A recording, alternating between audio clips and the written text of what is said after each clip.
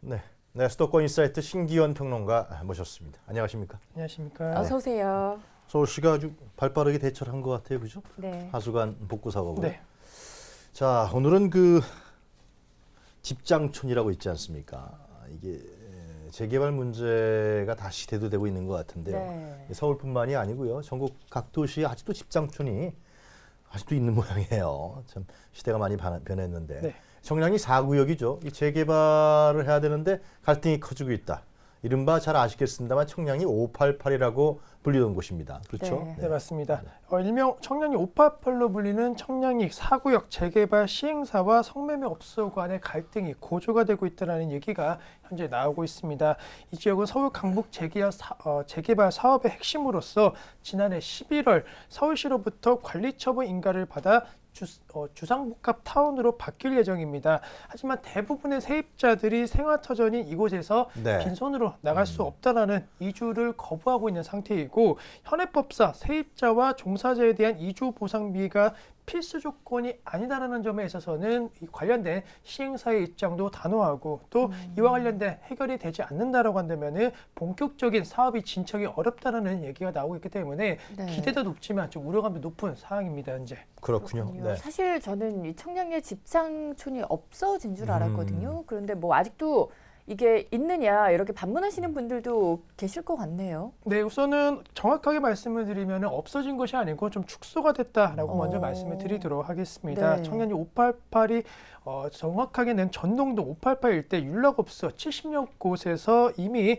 2008년도 추진위가 설득으로 거의 많은 부분이 문을 닫았습니다. 한때는 200여 곳까지 업소가 있었다라는 평가가 나왔는데, 네. 이 지역 선매매 업소는 현재는 약 100곳 정도로 나타나고 있습니다. 내년 초 본격적인 철거로 인해서 하나 둘씩 계속적으로 없어지는 상황이지만은 아직까지는 분명히 영업에 대한 형태가 진행이 되고 있고, 한때 잘 나갔던 시절에 있어서는 업소 한 곳당 월 매출이 5천만 원까지도 나오는 곳이 있었고, 네. 권리금도 2억 원에 달했다라고 합니다. 하지만 성매매 특별법이 시행이 되었고, 특히나 유흥업소 중심으로 한 것이 강남 일대로 많이 좀 넘어가면서 청량리에 있어서의 업소나 그리고 종사자들의 숫자는 좀 절반 가까이 줄은 상황입니다. 네, 네. 이 성매매 특별법이 시행된 지가 꽤 된 것 같은데 그렇죠? 네. 네. 이미 아마 노무현 참여정부 때 아마 이게 제정이 돼서 시행된 걸로 알고 있는데 아직도 이 부분에 대해서 상당히 문제가 많은 것 같아요. 네. 하여튼 그 재개발을 한다 그러는데 그곳에서 계신 분들이 반대를 하죠 지금 현재. 네, 우선은 업주도 있을 거고 또 종업원들 또 네. 역시나 성매매 일을 하시는 그런 분들이 좀 많은데, 우선 업주 같은 경우에는 60여 명, 그리고 종업원 같은 경우에는 140여 명이 청량리에서 아직까지도 네. 일을 하고 있다라는 그런 얘기가 있습니다.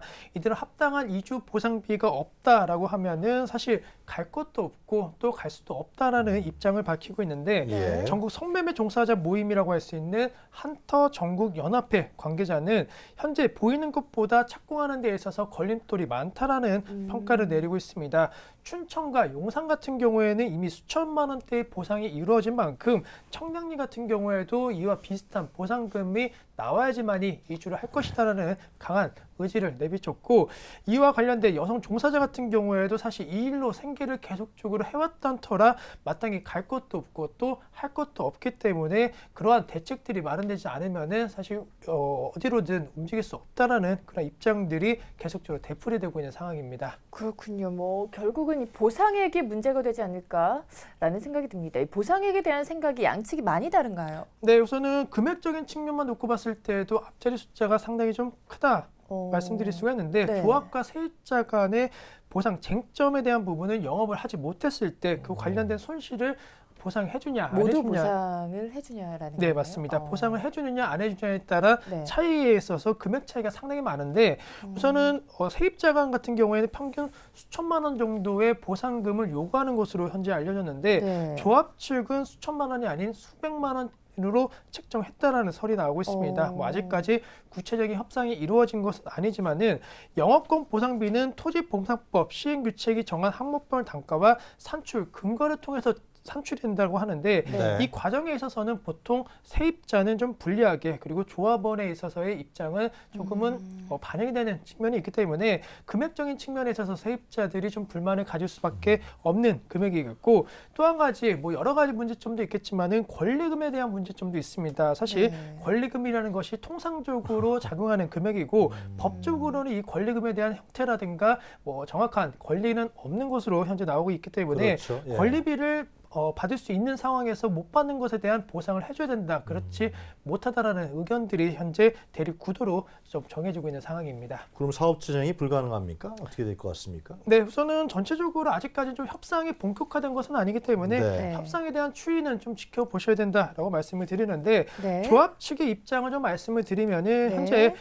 사실 조합 같은 경우에도 6월 착공에 대한 목표를 뒀습니다. 하지만 아직까지 철거가 이루어지지 않았고 그리고 네.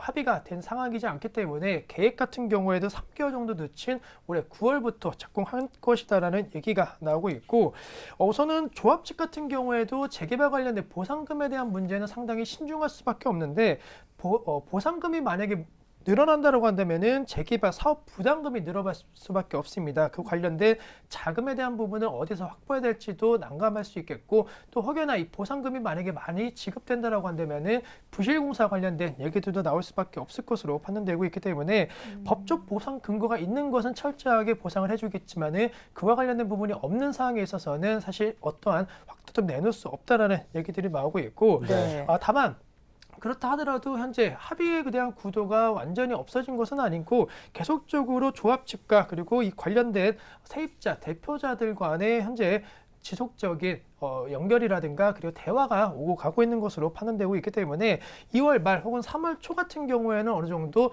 이 보상안에 대한 합의가 좀 구체적으로 계획적으로 좀 나올 수 있지 않을까라는 기대감은 현재 작용하고 있는 상황입니다. 그렇군요. 이렇게 조합 측의 이야기까지 들어봤고요.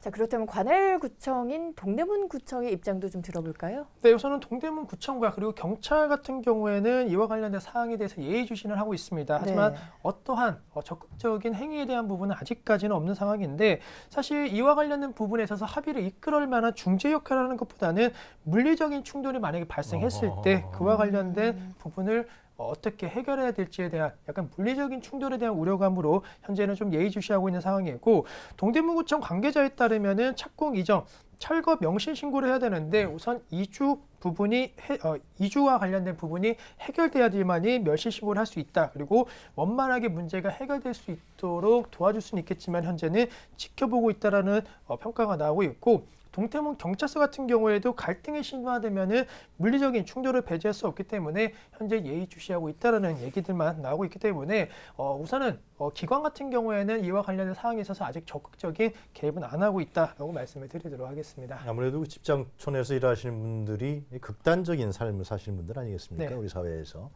상당히 갈등이 심화될 수가 있는데요. 굉장히 구청이라든가 경찰 그리고 재개발 조합이죠? 네, 맞습니다. 재개발 조합에서 거기다 어떤 상가를 짓겠다는 건가요? 예, 주상복합입니다. 주상복합을 그런 부분들이 잘 해결됐으면 좋겠는데 뭐 지역민들은 어떻게 그 전농동 일대 또 이 주택 인재 많지 않습니까? 네. 많은 사람들이 거주하고 있는데요.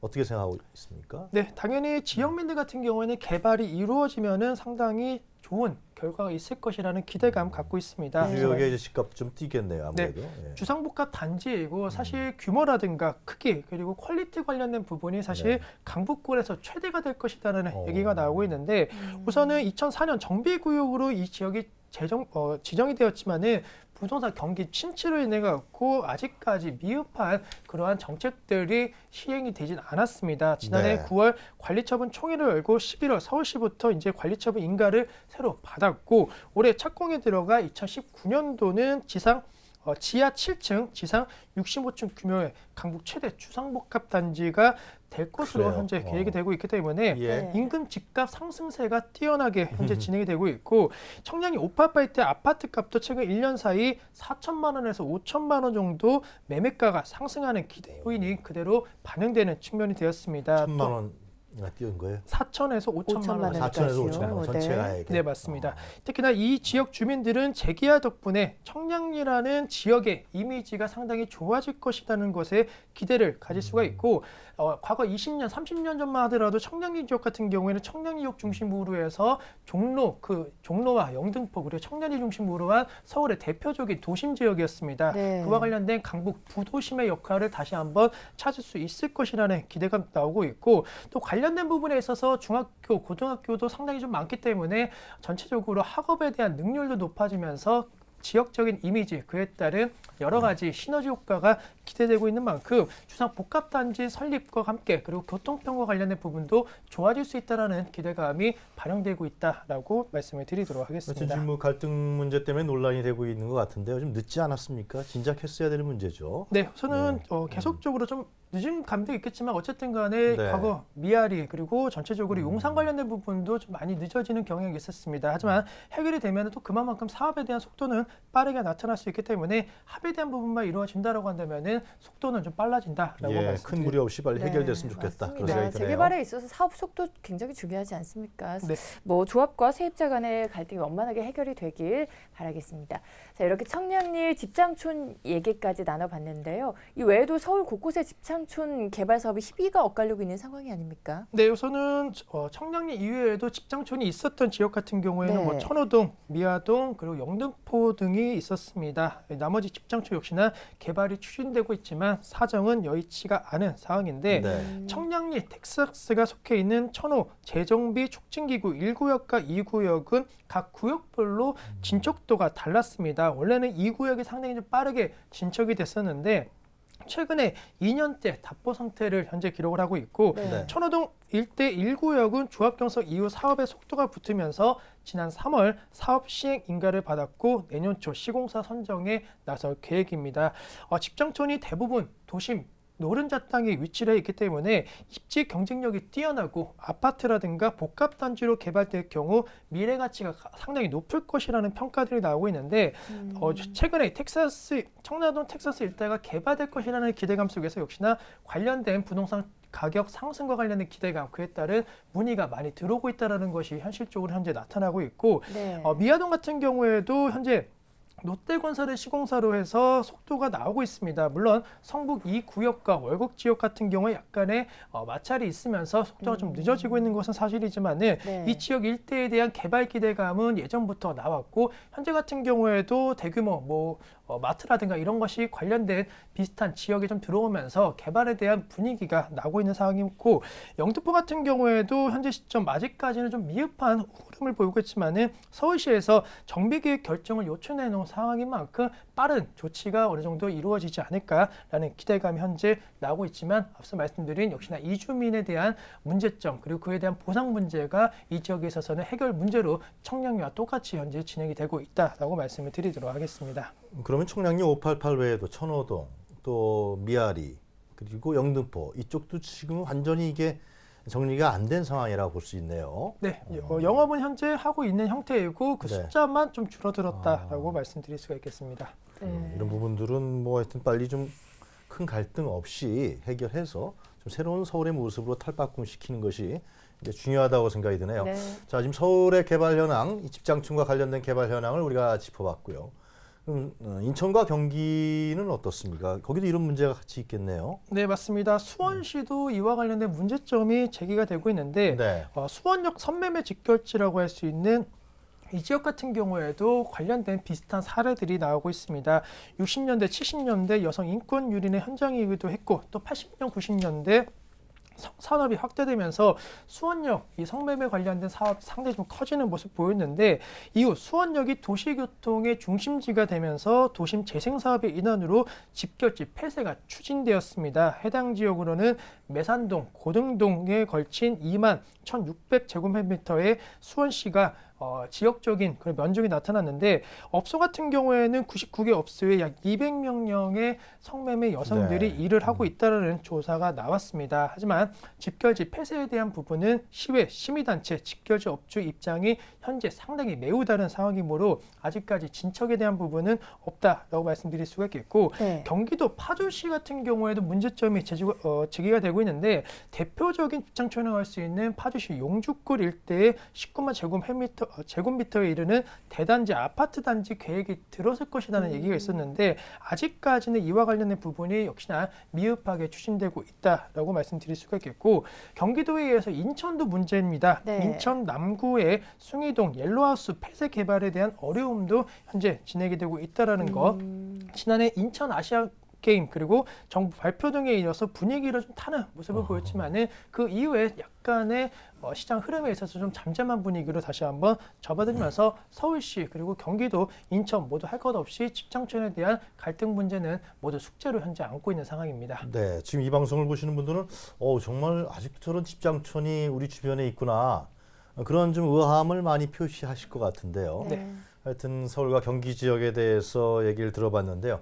어떻습니까? 이 다른 시도 전국적인 문제입니까 이것이? 네, 우선은 네. 광역시에 있어서는 거의 이와 비슷한 문제점은 갖고 있다라고 네. 먼저 말씀을 드리도록 하겠습니다. 부산 같은 경우에도 대규모 집장촌이 존재하고 그와 관련된 폐쇄에 대한 목소리는 높아지고 있지만은 갈등 구조는 남아 있는데 네. 부산시 서구와 그리고 100년이 넘은 국내 최초의 집장촌이라고 할 수 있는 성우 완월동에 대한 재생에 대한 목소리들이 높아지고 있습니다. 국토부 사업 선정이 실패하면서 국비 30억 원도 네. 지원받지 못했고 부산시의 예산에도 물거품이 되면서 본격적인 개발에 대한 부분은 다음으로 미뤄져야 된다는 얘기가 나오고 있고 대구 같은 경우에도 일명 자갈마당이라고 하는 집장촌 같은 경우에 수백억 원의 보상비 때문에 개발 사업이 현재 진행이 되고 있지 못한 상황입니다. 또한 경남 창원시 마산 하포구에 있는 서송동 집장촌 같은 경우에도 수차례 관련된 사업군들이 무산이 되었고 네. 현재는 모든 개발 계획까지도 중단된 상황이다. 그리고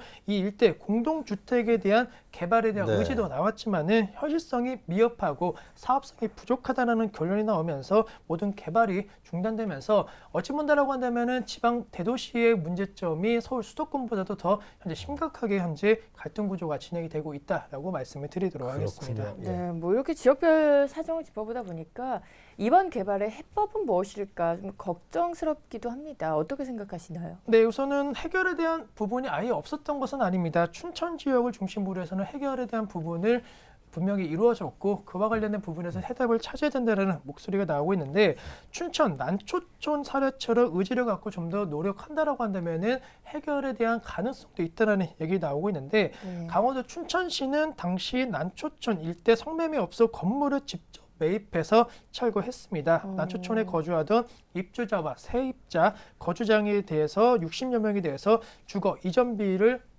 지원하였고 피해 영역 자활 지원 운영 조례를 만들어 50명 여성들에게는 5억 2천만 원의 특별 생계비를 지원하면서 평화적인 폐쇄라는 성과를 냈습니다. 따라 또한 집장촌 같은 경우에는 앞서 말씀드렸던 서울 도심 교통 지리적으로 상당히 좀 좋은 위치에 있기 때문에 민간 자본 관련된 부분도 투자를 어느 정도 활성화한다라고 한다면은 보상금 문제를 해결할 수 있다라는 얘기도 나오고 있기 때문에 보상비에 대한 계속적인 합의가 원만하지 않는다라고 한다면은 다른 민간 자본을 통해 갖고 해결할 수 있다라는 거 그리고 그 지역에 있어서 복합 단지가 나왔을 때 부동산 가치와 관련된 부분은 높게 평가가 될 수 있는 만큼 향후 수익성 관련된 부분도 충분히 이와 관련된 부분에서 메꿀 수 있지 않을까라는 개인적인 의견도 드리도록 하겠습니다. 그러니까 결국은 문제는 보상이겠네요, 그죠? 네, 맞습니다. 보상을 어떻게 적절하게 하느냐, 네. 합의하느냐 이 문제 같은데요.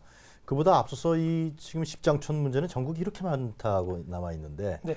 이것은 뭐 성을 상품화하는 것이고 그리고 그 지역의 교육 문제, 환경 문제, 또 인권 문제까지 아주 집대성된 문제 아니겠습니까? 네. 이런 부분들은 하여튼 합리적인 보상 절차를 정해서요 빠른 시일 내에 해결하는 것이 상당히 올바른 길이 아닐까 뭐 그런 생각이 좀 드네요. 네, 오늘은 이렇게 심기현 평론가와 집장촌 개발 사업에 대한 이야기 나눠봤습니다. 오늘 도움 말씀 고맙습니다. 감사합니다.